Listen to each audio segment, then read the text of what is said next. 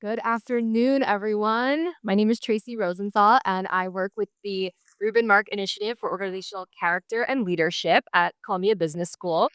I'm very excited to welcome you to today's Organizational Leadership Series session with Kit Krugman, SVP of People and Culture at Foursquare. This series is a featured program of the Reuben Mark Initiative, which teaches the leadership skill set needed to create optimal company cultures. Reuben Mark, the former CEO and chairman of Colgate-Palmolive, is a visionary in the organizational culture arena, and we are grateful for his support. Before getting to today's discussion, I am honored to introduce our moderator, fan favorite, Professor Todd Jick. Professor Jick is the Reuben Mark Faculty Director of Organizational Character and Leadership at CBS. He's a leading expert in leadership and org change with a storied career in both academic and consulting work in the field. At CBS, he has built the widely popular courses Organizational Change and Bridging the American Divides, co-taught with Professor Bruce Usher.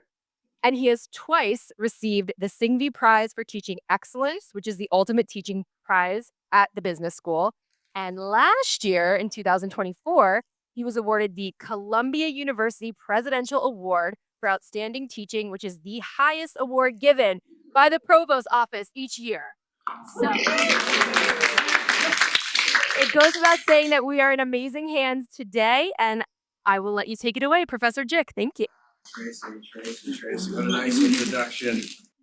Half of that's made up, but it sounded really great. Great to see everybody. You're enjoying lunch. It's nice to see such a big group. It's nice to hear a number of you who said word changer, going to think word changer, and bridging, and others that I don't know. But you're not here for me, you're here for Kit. And I want to tell you a bit about Kit and what you're in store for this afternoon. Now, these are meant to be very informal conversations, so we're going to ultimately hold this conversation, but you guys will jump in either along the way or at the end using, I can sort of say that. Kit and I have been friends for over a decade. When I taught a block week called Advanced Org Change, clicked in to be a part of the course.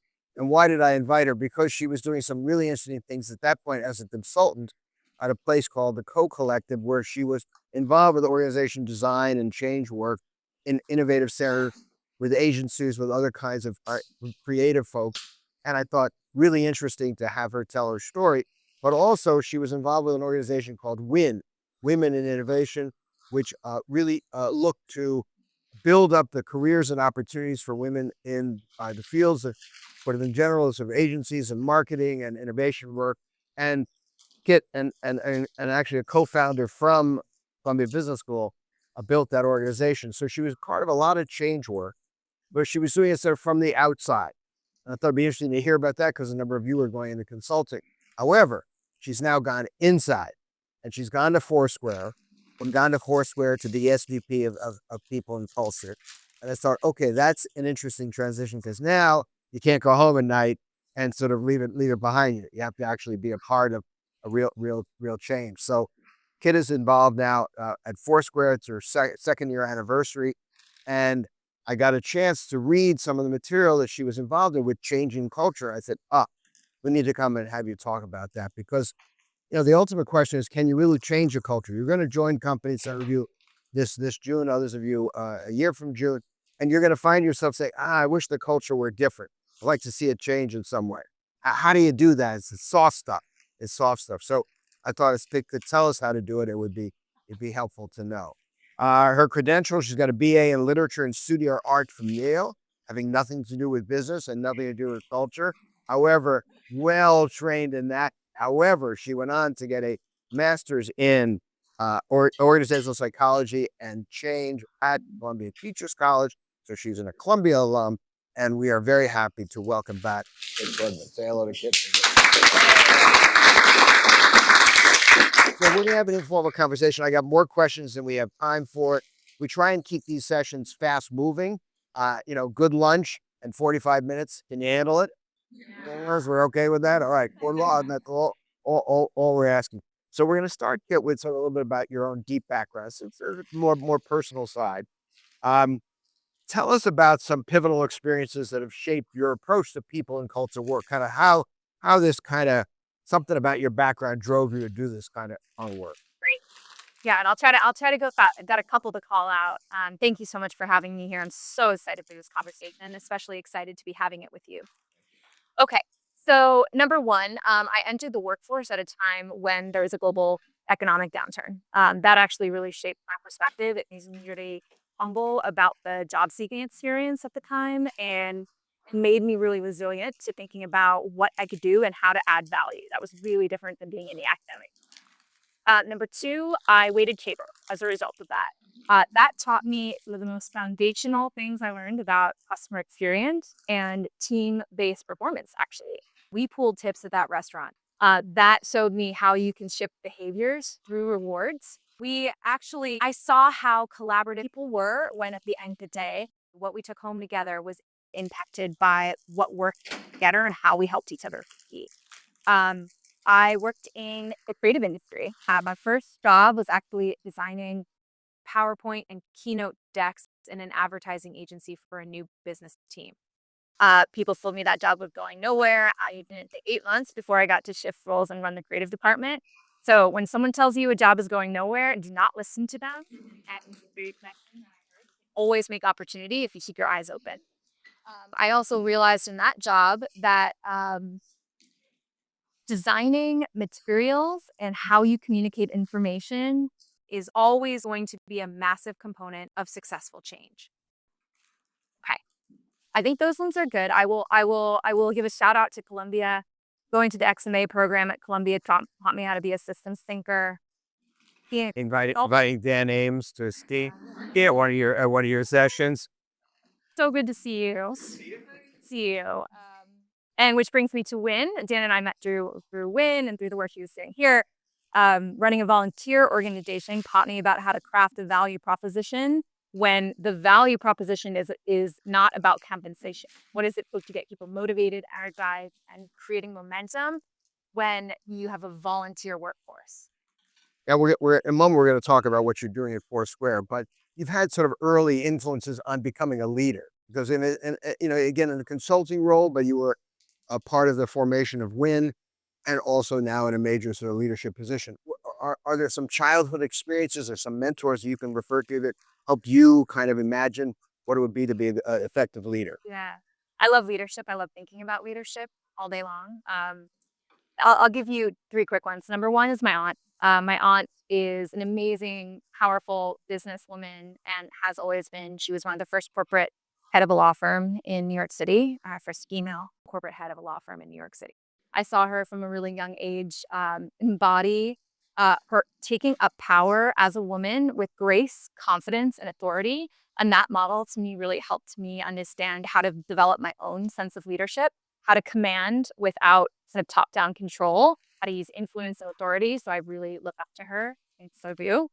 My father also, it was family related, but that's really formative for me. My father, he ran IT at BU, and seeing honestly what a great listener he was. He always looks you right in the eye, and he listens. And that it's just walked around, everyone's looking at their phone, nobody looks each other in the eye and listens more.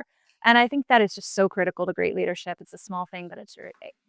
My last is I'm a big fantasy and sci-fi fan. For any other fantasy and sci-fi fans, I read outside of when I read business books, etc. I read exclusively fantasy books with strong female protagonists whose power grows throughout the book, and then they have to tackle increasing outline leadership challenges.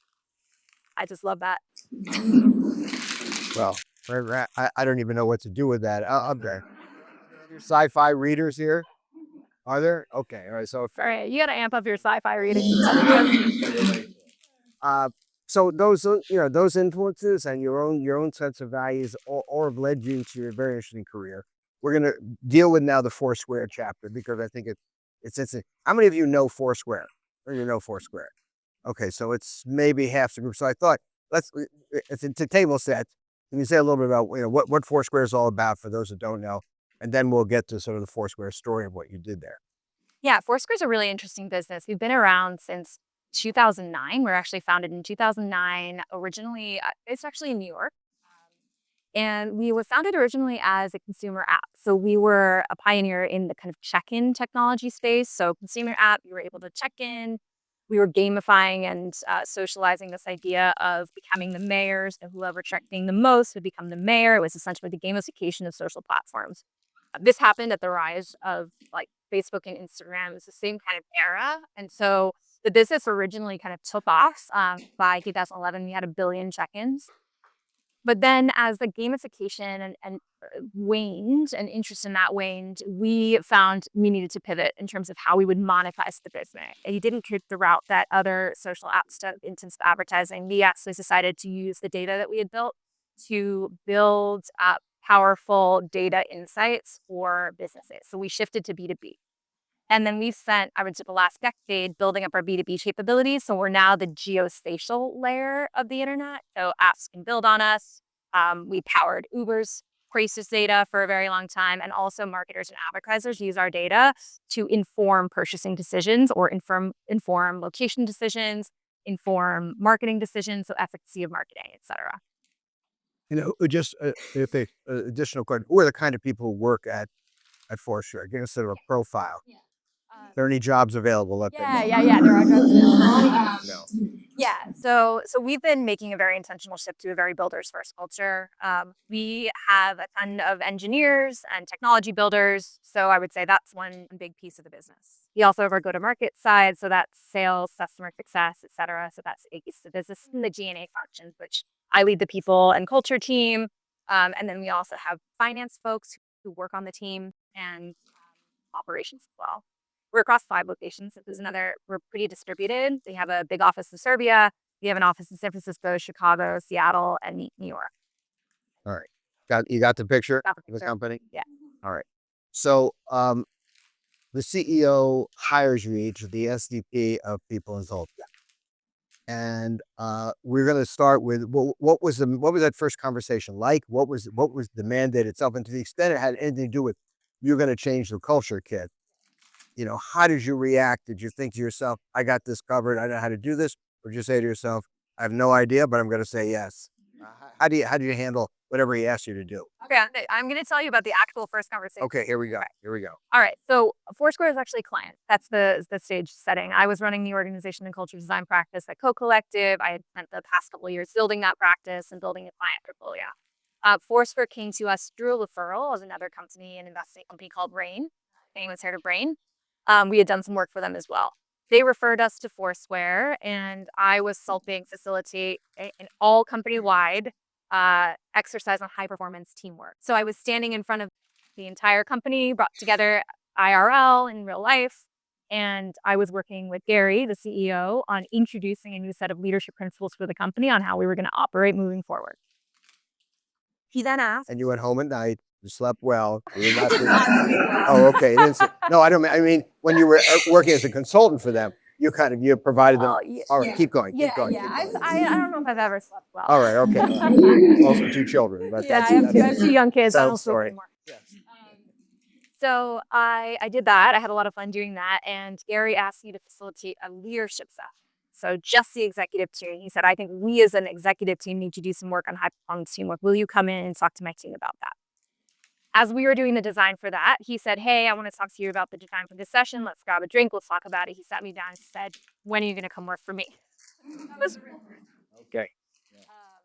But as the conversation evolves, he said, I have overlooked the role that culture plays in transformation. In overlooking the role that culture plays in transformation, I spent the last 2 years trying to move the business and running into resistance because the culture of a company that has been around now for 13 years is a culture that reflects the business of the past. I need to bring the business into the future.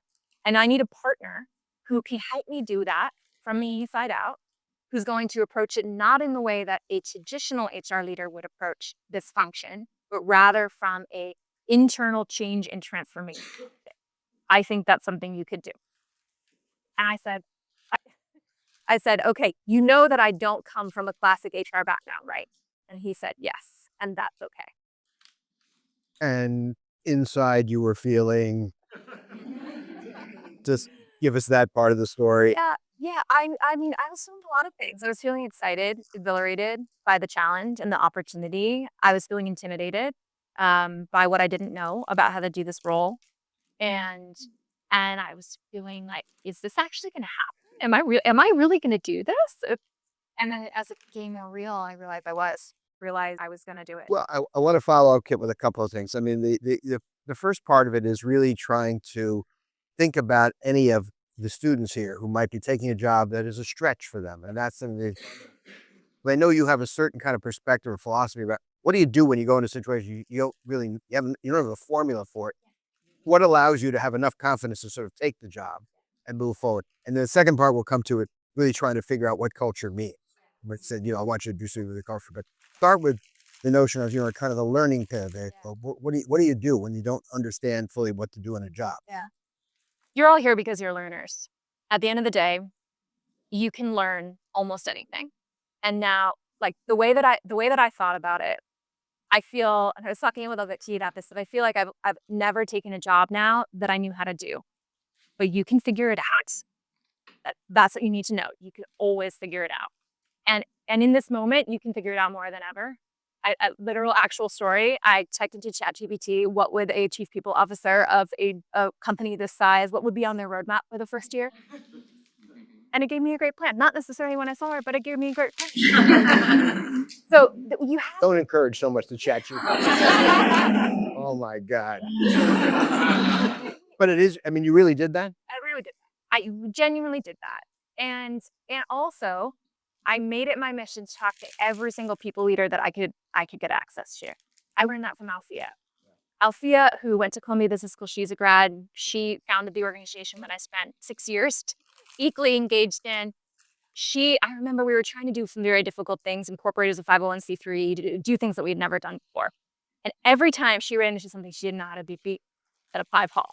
They did 20-minute calls, and she asked someone what they did, how they learned. We had a very fast conversation. Took those learnings, she aggregated them into like a little report for herself, and then she shared it with the team. That 100 minutes, 5 20-minute calls. 20-minute calls. I will never forget that. And when I built the practice at Co, I remember that in every single project I took on, I said, okay, we have to reorganize this industry I've never learned anything about. That's okay. I can get smart fast. I can talk to 5 people. I can do research. I can find a way to become valuable and dive in fast, even if I didn't think I could. Okay. Let's go to the second part now, culture. So they ask you to change the culture.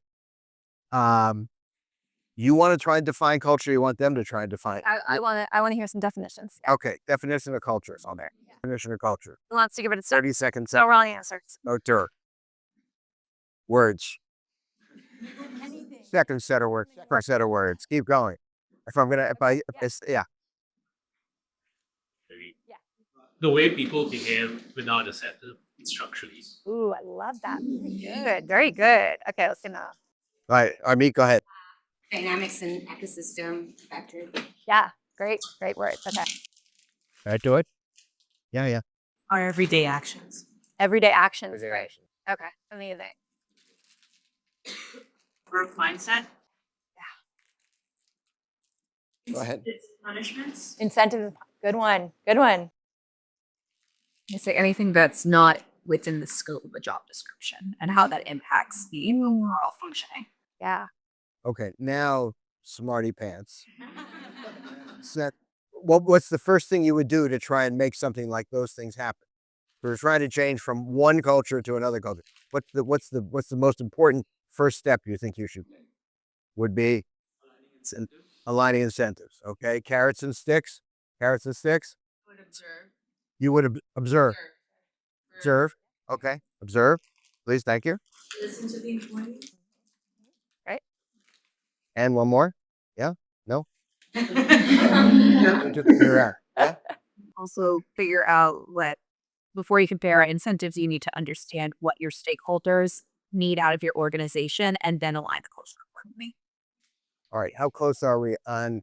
Let's start with the definition, and then let's talk a little bit about how you went about it. But I think we also have to understand what specific kind of new culture were you trying to create. But let's start with what definition of culture were you operating at? I'm going to throw a definition here just to show you all how right you are. I really love this definition because it talks about patterns and behaviors. It's really behaviors. Hustle is behavior. People talk about it as the intangible, but really what it is just a pattern of behaviors that is rewarded and repeated by people in systems. So you're all right. I mean, how would you go about understanding this? You would talk to people and understand what behaviors are rewarded, what behaviors are not rewarded, are punished in the organization. And so this is one of my favorite definitions. The Pac-Man. Usually this is a gift that moves, CT sorry.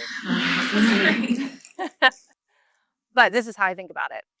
And the way I'll just show you one other thing. This is a framework that I created when I was doing work at Co-Collective. But I think it's really important to think of it as a virtuous or a vicious system. It's a system at the end of the day.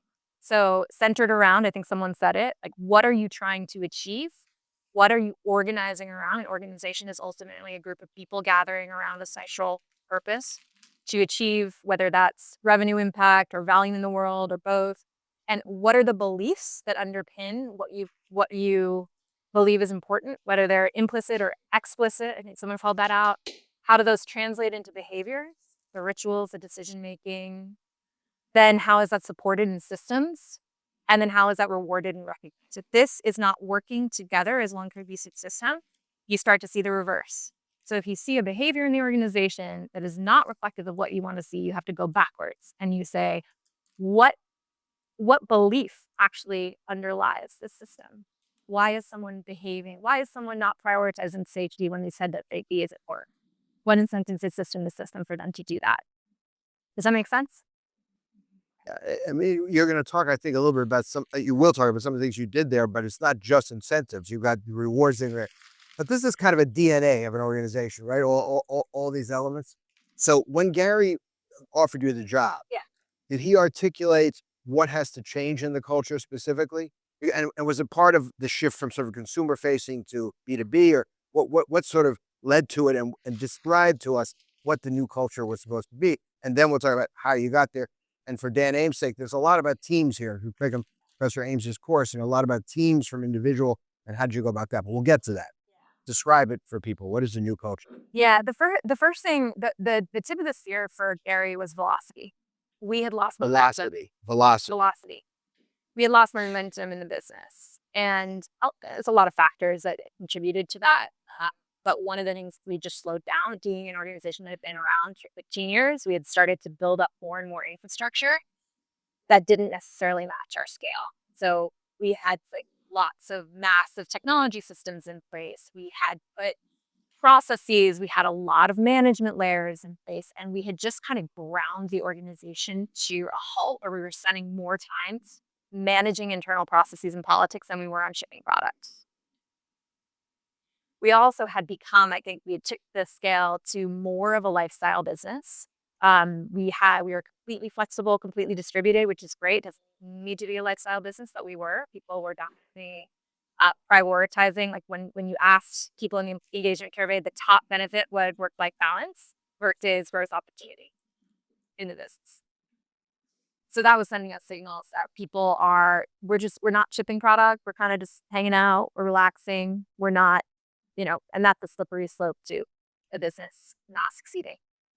Okay, so now you're using your master's degree in org psych and change, because you have to somehow shift the DNA more to that sort of mentality. So let's talk a little bit about how you went about it. And there are a whole bunch of things. I mean, and those of you that are interested, Kit wrote a nice article about this called "Building for Speed: Why Culture Change Starts with Performance." If you're interested, we'll find a way to get it to folks. So I'm keying a little bit from what you described there. So tell us about sort of the key ingredients. So one was principles based. Then there's a performance review process, and then there's the team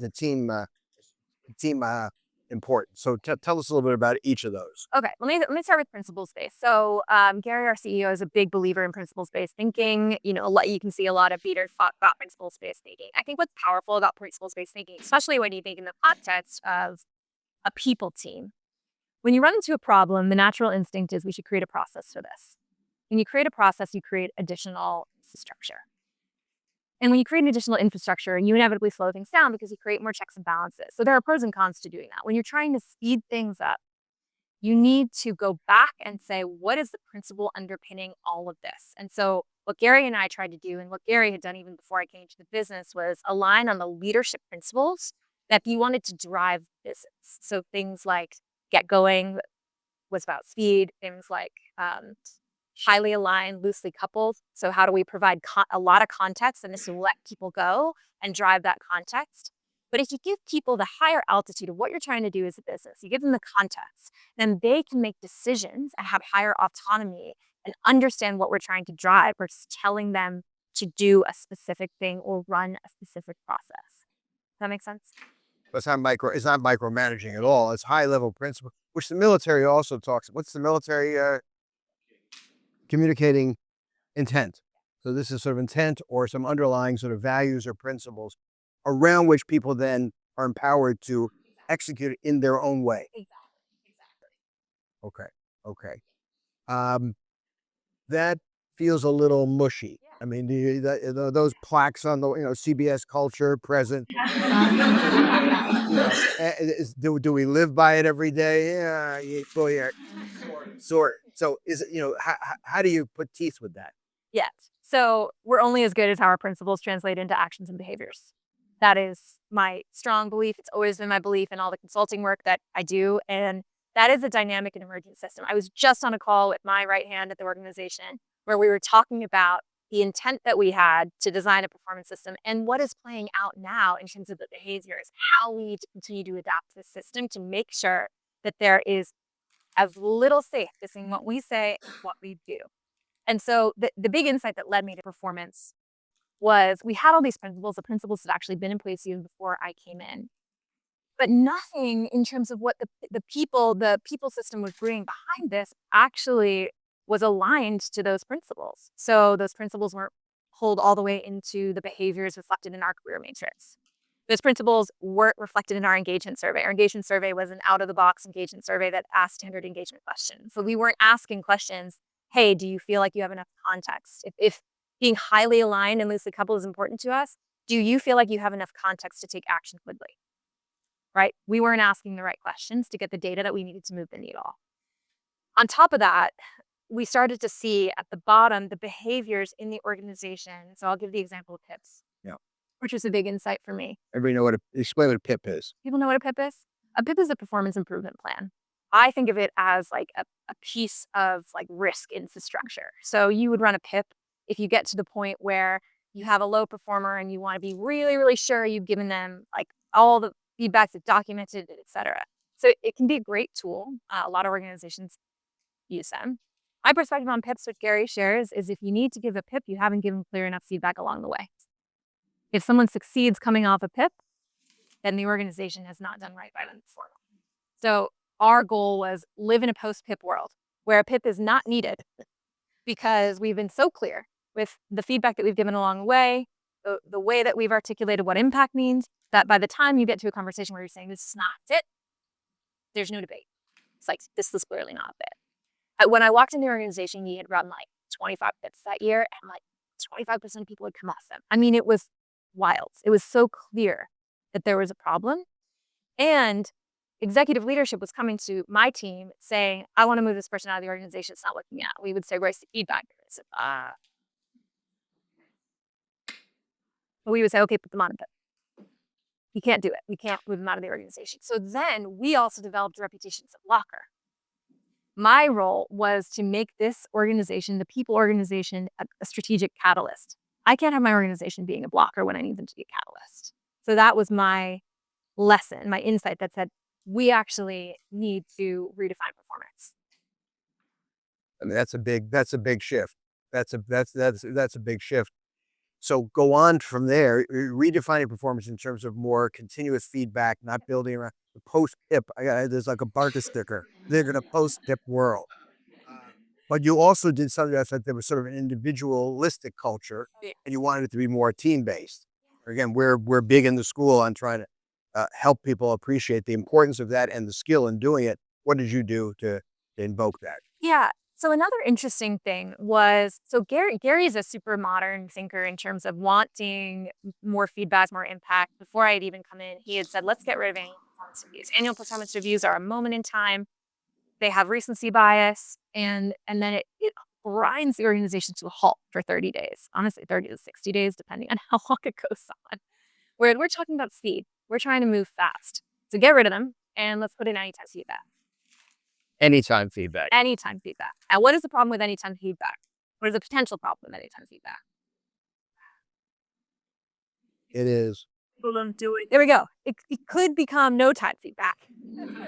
A risk of anytime feedback is it could become no time feedback. Unless you have really like the behaviors and the systems that create the pattern of behavior. So when we put this in place, it was just sporadic. Had some feedback, it was generally positive, and so we ended up in this gap where we didn't have enough data. So we were rolling around to making compensation-related decisions, promotion-related decisions with not a lot of data. And so what would happen is we were really looking at people on individual-based merit. We were in a place where ultimately the decision maker opinion was overweighted, so people were managing up. Does that make sense? Talking about behaviors. People were managing up, and there wasn't accountability to years or to teams. So that was another thing we wanted to. It's sucking up. A lot of sucking up. Okay. Yeah. Actually, there's one image that I think would be fun, which is this. This is my actual notebook that I took a screenshot of. When I started to audit, I started to listen to what we're doing for performance today. And this is a mess. I mean, it was basically a system that wasn't working together. We had put in anytime feedback. We had a ton of pips. You can kind of see this. We're saying we want to increase talent density. We're throwing in things like, well, maybe we should try the keeper test. That's the Netflix thing. We're not even sure if that's right for us. We have a career matrix, which isn't super clear. We're doing calibration, but we're doing calibration and we don't have enough data. So the way that I felt was this. We need to actually get things back in order and go back to, if I go back, I said, we need a performance philosophy, and we need that performance philosophy to go into our pay principles. We need that to go into our career matrix, into what we define levels as, and so that's a lot of kind of infrastructure work that needs to back up changing behaviors in the organization. So then where did the teams part of that commit? Yeah, so we did about I'm gonna say it was about 3 to 6 months of work, where we went through it and we audited the performance system as it was, pointed out the challenges. And then we talked to leaders, we talked to employees, we talked about what is success today. We spent a lot of time with our CEO defining what success looked like in this new paradigm. And we ended up aligning on this idea that I think I have it on hold on, here we go. We ended up aligning on this belief that a high-performing team is more impactful than a team of high performers. And we wanted to design our systems around that and around making sure that it was clear to everyone in the organization that team mattered most and that we were not going to be rewarding individual heroics, rather that output. I would focus on output because we had a lot of people quantifying effort. When you get to an organization that has slowed down with bureaucracy, you start quantifying effort, not impact. And so we had to also make the shift back to show me what you drove, not what you did. And with your team. And we need a way to get team-based signals, not just top-down signals, to create a culture where team matters most. So, I mean, did that then lead to different incentives? Because if somebody started by saying, you want to change your culture, you're changing incentives, just put the carrots out there. Yeah. Or I saved incentives to near last year because that's sort of the obvious first step, but it's not the only step. And you got all these other elements. So did you change incentives to say more team-based incentives? Yeah. So let me pull back up this framework to talk about the different ACK. You have to remember that changing culture, changing behaviors, it's a systems level change. You cannot just change one thing. So even if we just changed incentives, it would not have been enough. You have to change everything. So, okay, we believe that a high-performing team is more impactful than a team of high performers. We need to really clearly articulate what team behaviors are. So we had a framework about what we believed great teams did. I have that somewhere if anyone's interested in seeing it, but I articulated 4 core behaviors. Those were all built and tied directly to our leadership principles. So our leadership principles, there are a lot of them. We tied it into, okay, if we care about autonomy, what does that mean for team? If we care about builders, what does that mean for teams? So we tied it into a cohesive system and articulated that in a framework. We then took that framework and used it to ladder into all parts of the business. So career matrix, we pulled that into the career matrix. Hiring questions, pulled that into our interview kit so that we're asking new employees questions that align to how you behave. We were doing coaching and we were investing in growth and development. We pulled all of that out. We actually stripped the entire thing back and started doing highly facilitated team effectiveness coaching instead. We set a baseline. We started in engineering as a prototype. We set a baseline for the teams by surveying them based on this framework. We use the framework for everything. We set a baseline, coached them for 6 months, and then measured the baseline out. So everything we treat as a prototype is an experiment. We collect data at the beginning, we collect data in the middle, we collect data at the end. See what actually works, what we're moving the needle on, what we need to move the needle on. We put in team-based performance evaluations. So we chose a tech platform. We looked at all of them. We chose the only ones. The current meaning is you would do a network-based analysis. So we run an O&A. We run it now 3 times a year. We're about to run it in 2 weeks. That asks only 4 questions. Who has influenced your work? Who is a gold star performer at the organization? You can only name 3. Who would you flag for additional support or attention and why? And it requires you to tag skills. So it's either of those things. So that we get a very dynamic skills map of the entire organization 3 times a year. What that enables us to do is we have data to talk to our executive leadership teams about talent density, about focus areas, about skills. And then that enables us to be a more strategic catalyst for the business aligned to principles that we are rolling out. Yes. As you're doing this, how is the employee engagement? Like, if you're coming in, you're creating all these frameworks, you're getting input, that's a lot of change happening while people are still doing their jobs. So I'm wondering, like, what was it like to still manage people who are managing people being impacted by these systems that you're building? Like, what was the sentiment? How did you manage that? Yeah, it's a great question. So we were very thoughtful. I'm really, really lucky to have on my team a senior organization consultant who I brought in. That was one of my first hires. I was like, this person needs to come in and be my partner in this. She has a ton of change experience. So every time we're rolling out any change, we think about the comms plan. We think about bringing people along. We think about how we're going to do it, the order of operations. It never goes to plan. I will just be clear. And you will always run into folks who are not satisfied with how you did it, no matter what change. That's a big learning, but just know that is true.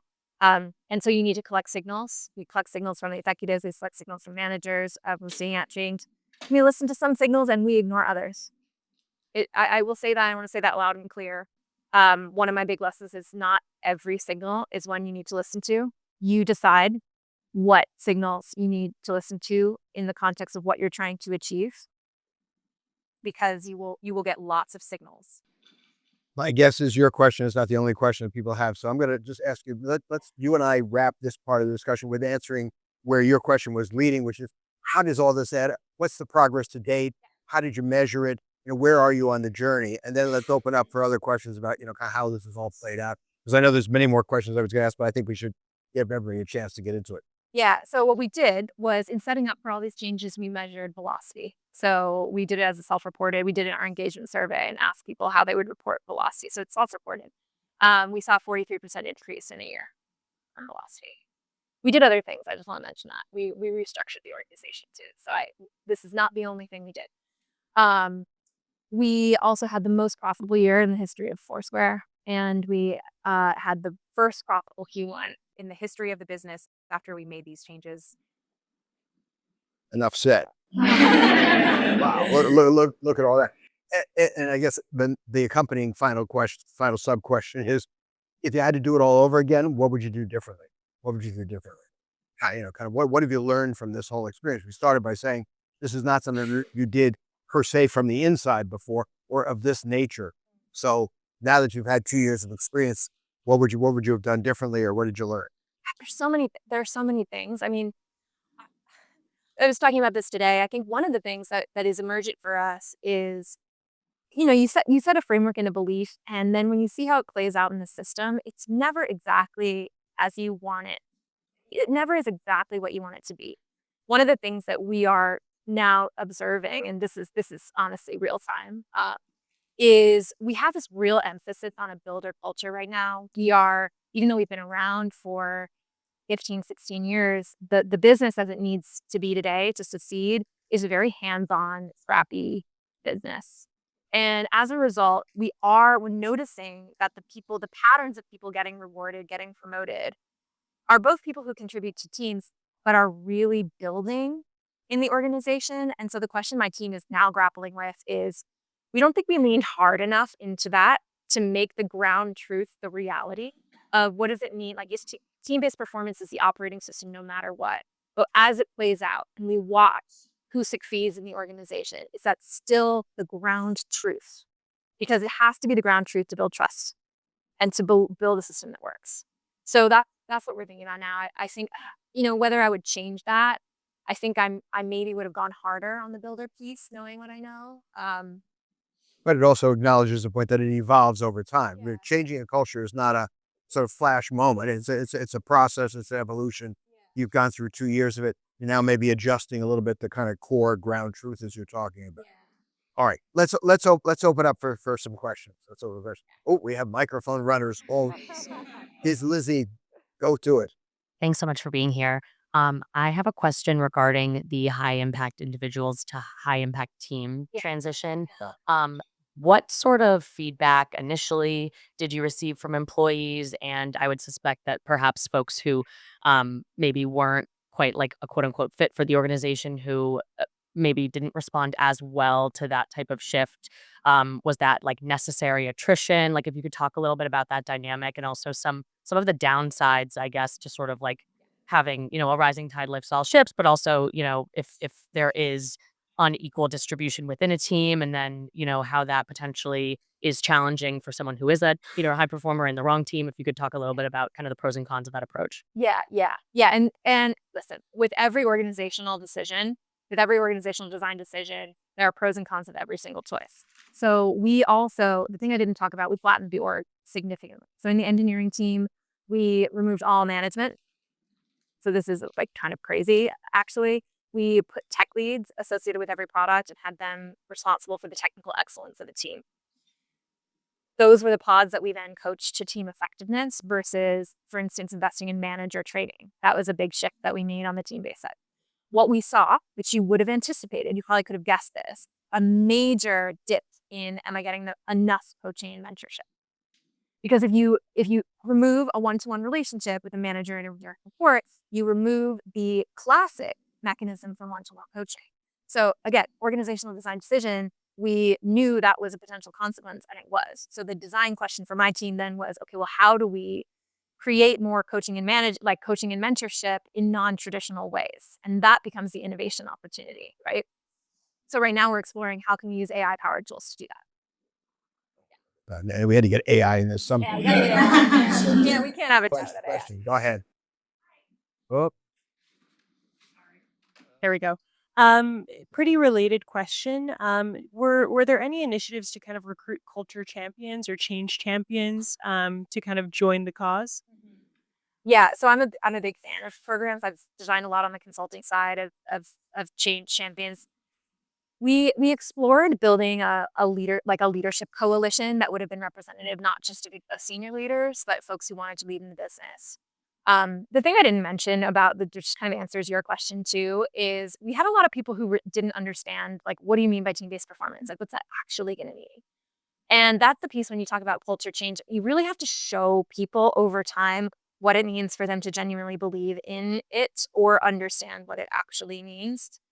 So we didn't do as much, I would say, engagement on the front lines with employees and trying to bring them in. And back to your question, I probably personally advocated for more of that. We made a choice. We decided to move faster and be a little bit more top down in the changes that we were making. Again, a strategic choice that has consequences.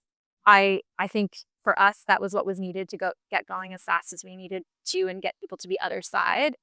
But could we have brought people along better? you erred on the side of velocity because that was the concept. But haste makes waste. Haste is obviously, and so are there some people bystanders that are part of the trade off? Certainly with it. Yeah. All right. Is there another question right here? Amit. Hi. Thank you for being here. My question is about how today's culture, economic culture, is really driven by data. Like we collect data about employees, we collect data about performances. How do you really balance between, like data collection and actual genuine human judgment when evaluating someone? Yeah. It's a You great can talk about confirm as well. Is that Yeah, in there? yeah, yeah. All right, I can talk good. about Confirm. Okay, so Confirm is we chose a platform, a technology called Confirm. It's a new player in the space. The CEO, by the way, is amazing. He's been working really closely with us. We do the ONA, which is the network analysis. That gives us a broad base, like quantitative data set. We then also once a year do a manager evaluation and a self-evaluation. So even though we've moved kind of the classic annual performance review, we do have an annual check-in moment where managers are providing their insight from a human judgment standpoint to overlay with the data. So we believe you need both, but we just believe that you need them at different frequency. What does confirm do? What does the platform do? Okay. So Confirm is a performance management system. What we do is we do the ONA, which is a collection of network data that's really fast. And then you can also program different processes in there. So you can program a manager evaluation piece. You can program a self-reflection piece. You can program impact tracking. So we also added into the network analysis tracking that you had to track your impact. So you essentially build your resume over the year of the projects that you've completed and the impact that you've driven, so that then when we pull up in that annual moment, you already have a full list of everything that you've done that isn't influenced by recency bias. All right, you got one more there. The other way, guys, our hands are going up. Now we're getting to the to the 1:30. Oh my God, 45 minutes, but it's gone by quickly, hasn't it? Yeah. All right, if you can hang, we'll stay for a few more minutes, please. Hello, thank you so much for being here. In another class here at CBS, we were talking about the difference between culture fit and culture add, in the sense of whether you're just recruiting people to fit within your playing culture, or you're going to recruit people to add and to push your culture a bit forward. So my question is, as you see, how do you see Foursquare growing and scaling when you bring in these people? How do you make sure that the beliefs that you established are across these new people, and how do you maybe tweak these beliefs to add something from these new employees? Yeah, yeah. I mean, I think the culture fit one has always been a really interesting hot button because I think it's used in the right way and the wrong way. I think he used to look for people that are like you, and I think that's really problematic. So I think that's where you have to really focus on behaviors.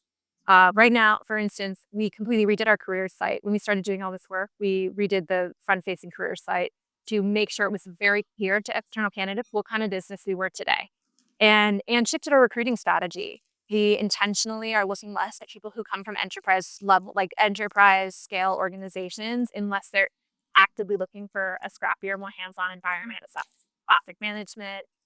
We are right now looking for less entry-level folks because we expect people to be up to speed really, really fast, and we just don't have the scale or classic training and systems. So we're looking for somebody who just wants to get in, they problem solve.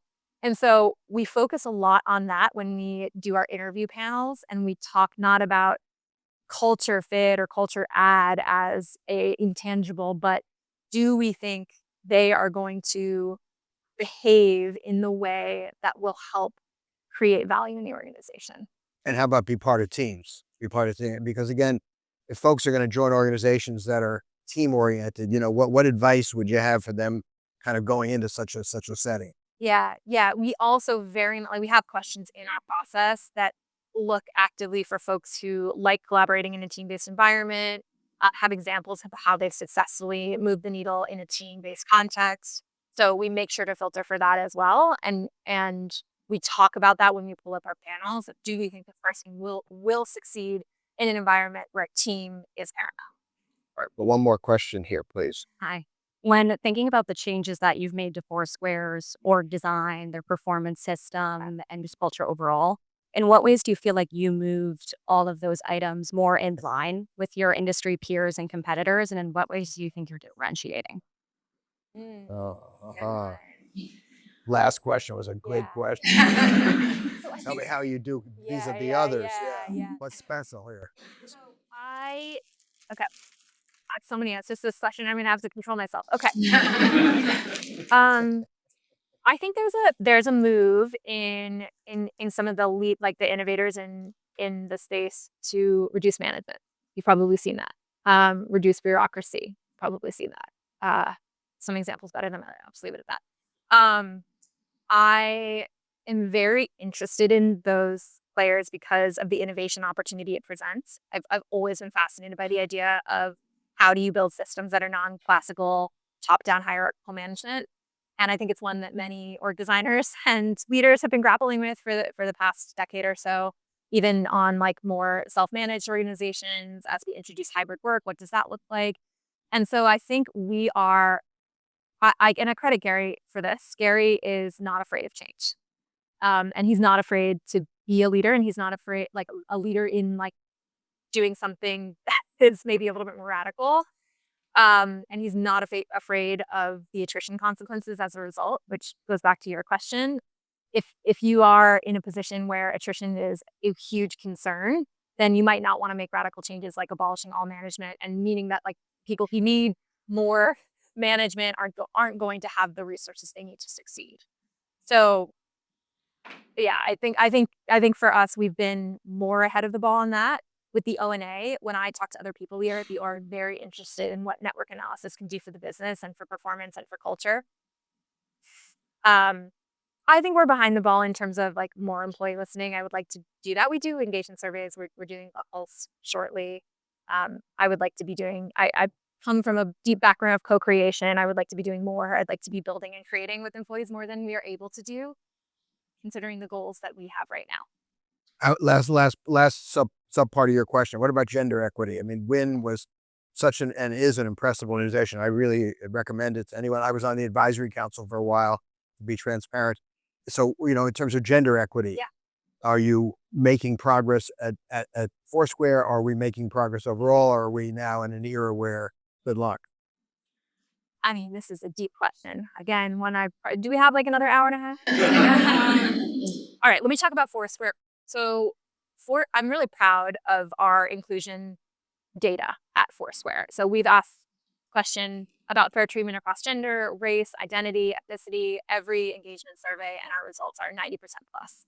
So I'm really proud that it's clear that employees do not feel like it is an issue. We have great representation of senior leadership who identify as a woman.